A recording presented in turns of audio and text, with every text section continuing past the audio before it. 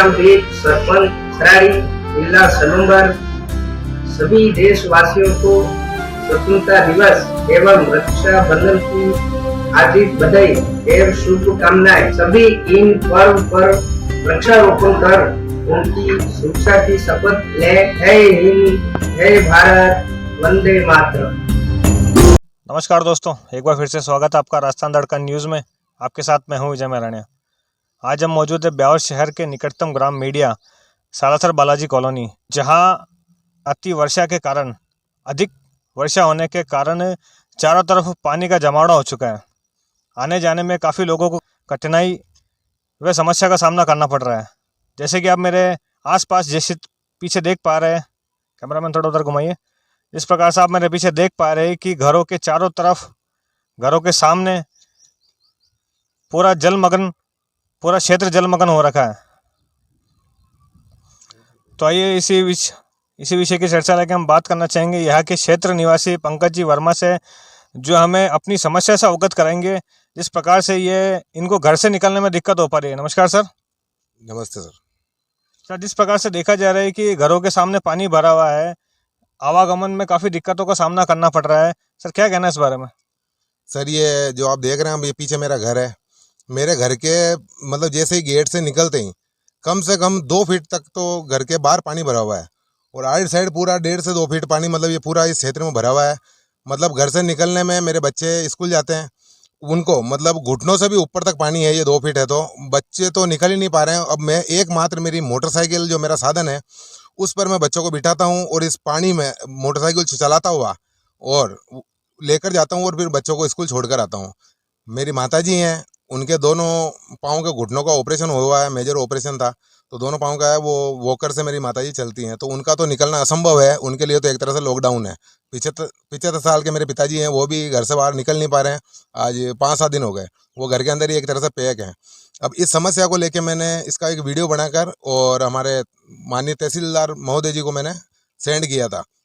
उसके बाद में तुरंत प्रभाव से मौके पर आए तहसीलदार जी, और उन्होंने जो हमारे ग्राम सेवक है उनसे चर्चा की कि भाई इनको किसी भी प्रकार से इनको इनके घर से निकलने के लिए रास्ता दिया जाए। उसके बाद में जो ग्राम सेवक हैं, उन्होंने मुझे आश्वासन दिया है कि आपके घर के पास में, हालांकि वो सामने से तो उन्होंने ये बोला, भाई हमारे पास इतना बजट नहीं है कि हम आपके सामने इतनी भर्ती डला सकें कि आपका ये क्षेत्र मतलब जो सामने है रोड ऊँची हो जाए। ग्राम सेवक ने कितने बजट के बात है आपको? उन्होंने मेरे को बोला कि भाई 10,000 रुपये तक मेरा बजट है, 10,000 रुपये तक का मैं यहाँ भर्ती डलवा सकता हूँ, इससे ज़्यादा मेरे पास बजट नहीं है। तो उन्होंने बोला 10,000 के अंदर हम आपको थोड़ी सी पैदल चाप के चल के और निकल सको पीछे बैक में ये पास में किसी का प्लॉट है, इस प्लॉट के अंदर भर्ती डलवा के और आपको पगडंडी देते हैं ताकि आप इस खंबे के पास से होके और पीछे रोड पर निकल सको। तो 10,000 रुपये तक का हमारा बजट है, तो हम उस हिसाब से आपके भर्ती डलवा देते हैं, आपको पगडंडी बना के दे देते हैं। लेकिन पंकज जी, जिस प्रकार से देखा जा रहा है कि ये कम से कम 2 से 3 फुट पानी भरा हुआ है, काफ़ी या कादा कीचड़ भी दिख रहा है, तो क्या सिर्फ पगडंडी से काम चल जाएगा? जिस प्रकार से देख पा रहे हैं कि महिला भी कहीं ना कहीं पानी से होके अपने रास्ते को, अपने इनके पास में इनका खेत है, अपने खेत पे जा पा रही है। तो सर क्या लगता है आपको? ये पानी तो इनका निकासी का तो कोई रास्ता है नहीं। इसका मतलब निकासी करें, और मान लो अभी इसकी निकासी की जाए, 2-3 घंटे 4-5 घंटे लगे निकासी हो, और मान लो अगर आधे घंटे भी फिर से बरसात आ जाए तो ये पानी वापस भर जाएगा। सर, अभी तक आपने किन किन लोगों को मतलब इस बारे में सूचना अवगत करी है? मैंने इसका वीडियो बना के हमारे जो सभापति महोदय हैं ब्यावर के, नरेश जी कनौजिया साहब, उनको मैंने सेंड किया था। उन्होंने तुरंत वापस मुझसे कांटेक्ट किया और उन्होंने कहा मैं भी तहसीलदार महोदय जी को मैं अवगत कराता हूँ और सरपंच महोदय को अवगत कराता हूँ। उसके बाद में तहसीलदार महोदय भी खुद यहाँ आए और उन्होंने निरीक्षण किया और सब लोगों की समस्याएं सुनी, क्योंकि बहुत से लोगों के खेत भी हैं, तो उनको भी इस पानी में होके निकलना पड़ता है, और इस पानी में कई प्रकार के जीव हैं, सांप भी हैं, सब हैं, तो मतलब उनके लिए खतरा बना ही रहता है। और पैदल निकलना तो मतलब संभव ही नहीं है, क्योंकि आप खुद समझ सकते हैं 2-2.5 फीट पानी के अंदर कैसे पैदल आप निकल सकते हैं। मेरे घर के बाहर तो मतलब ऐसा है, जैसे मतलब ऐसा लगता है जैसे जहाज अगर छत पे खड़े हो जाएं तो ऐसा लगेगा जैसे जहाज के अंदर सफ़र कर रहे हो। बिल्कुल चारों तरफ इतना पानी है।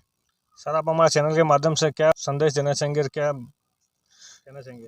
मैं संदेश यही देना चाहूँगा, और प्रशासन जो जिन्होंने हेल्प की और मतलब तुरंत मौके पर आए, उनका भी मैं मतलब अभिवादन करना चाहूँगा कि तुरंत इस मामले पर संज्ञान लिया, और चाहे उनका बजट जितना भी हो, उन्होंने मुझे पगडंडी के रूप में ही मुझे घर से निकलने के लिए जो उन्होंने दिए, और सरपंच साहब से मेरी बात हुई, उन्होंने भी ग्राम पंचायत के माध्यम से अभी मुझे पगडंडी के रूप में निकलने का साधन, हमारे परिवार को उन्होंने मतलब हमें सुविधा दी है, उसके लिए भी उनका कोटि कोटि धन्यवाद है। कि इस इतना भी है, मतलब अगर डूबते को तिनके का भी जो सारा मिलता है वो तो कम से कम हमें मिल रहा है, कि वो उन्होंने इतना काम किया है। सर आगे के लिए ये सुचारू व्यवस्थित रूप से हो सके, क्या कहना है इसके बारे में? वो ये जब आगे का पानी अगर चाहिए इसको, मेरे हिसाब से 25 दिन या 1 महीना तो करीब, अगर बरसात नहीं हो तो ये पानी सूखेगा। उसके बाद में अगर बजट हो पंचायत के पास, और अगर रोड का निर्माण कर दे, 30 फीट रोड ये नक्शे में है, अगर इसका रोड का निर्माण हो जाए तो ये समस्या बिल्कुल पूरी तरह से हल हो सकती है। बहुत बहुत धन्यवाद हमारे साथ बने रहने के लिए। तो जिस प्रकार से पंकज जी से बात करने से हमें पता चल रहा है कि इनको काफ़ी समस्या का सामना करना पड़ रहा है, और इन्होंने कहीं ना कहीं प्रशासन को भी, यहाँ के गांव के सरपंच साहब को भी अवगत कराया। संवाददाता विजय मैराणे के साथ राजस्थान दड़कन न्यूज़, ब्यावर।